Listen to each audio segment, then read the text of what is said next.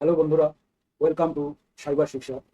আজকের ভিডিওতে আমরা শুধু একটা ক্যালকুলেটর বানাবো না, আজ আমরা পাইথন দিয়ে বানাবো mini shop. Multiple product add করা যাবে এবং ফাইনাল বিল অটোমেটিক্যালি তৈরি হয়ে যাবে।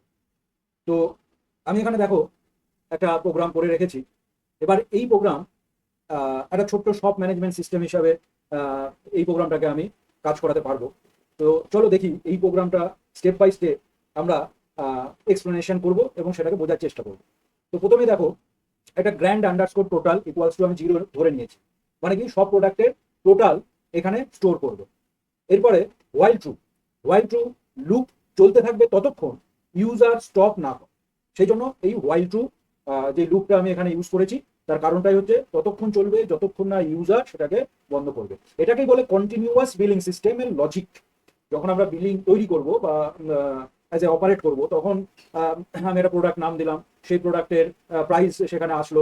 এবার ওখানে আরেকটা অপশন আসবে যে এটাকে আমি কন্টিনিউ করতে চাই, ইয়েস অর নো। যদি আমি ইয়েস করি তাহলে সেটা আবার লুপে ফিরে আসবে। সেই জন্য এখানে ওয়াইল ট্রু লুপটা ইউজ করা, যাতে বিলিংটা কন্টিনিউয়াস সিস্টেমে চলতে থাকে। এইবার চলে আসি প্রোডাক্ট ইনপুট। মানে কি, এই যে প্রোডাক্ট ইনপুট আমি এখানে যেটা করেছি, যেখানে এন্টার প্রোডাক্ট নেম, যেখানে আমি প্রোডাক্ট নেমটা এন্টার করতে পারবো। আর প্রাইস ইকুয়ালস টু ফ্লোট নিয়েছি কেন, সেটা তোমরা অলরেডি জানো যে ফ্লোট ডেসিমাল অ্যাড করার জন্য ফ্লোট নিয়েছি।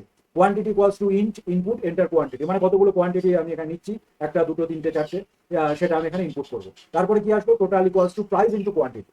প্রাইসের সাথে কোয়ান্টিটিটা গুণ করে যেটা বেরোবে সেটা কি হবে, গ্র্যান্ড টোটাল। মানে এখানে যে আমি grand underscore total plus equals to, মানে সব প্রোডাক্টের অ্যামাউন্ট অ্যাড হচ্ছে এখানে। প্লাস ইকুয়ালস টু দেওয়ার অর্থই হচ্ছে সব প্রোডাক্টের অ্যামাউন্ট গুলো এখানে অ্যাড হবে।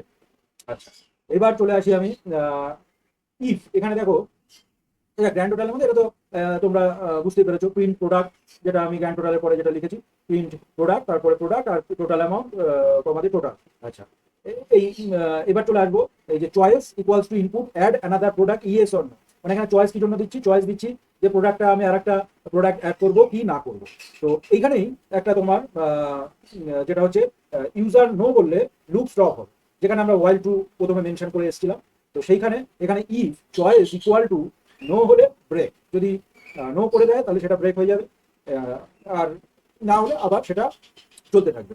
লাস্টে কি, প্রিন্ট ফাইনাল বিল করে গ্র্যান্ড টোটাল, যেটা আমরা প্রথমে যে ভ্যারিয়েবলটা নিয়েছিলাম, সেই গ্র্যান্ড টোটালটা বসে যাবে। এবার যদি আমি ধরো প্রোডাক্ট এখানে এই প্রোগ্রামটা এখানে রান করাই, তাহলে কি দেখবো, এখানে টার্মিনালে কি দেখাচ্ছে সেটা আমরা এখানে দেখতে পাবো।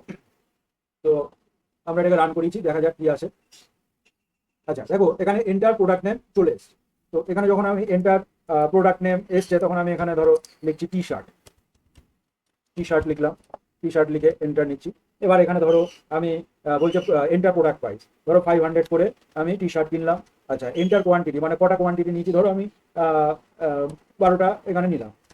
এবার কি আসলো, তাহলে দেখো টোটাল অ্যামাউন্ট 6000 চলে আসলো। অ্যাড আনাদার প্রোডাক্ট, যদি আমি আনাদার প্রোডাক্ট ইউজ করতে চাই তাহলে আমি ইয়েস কথাটাকে লিখবো।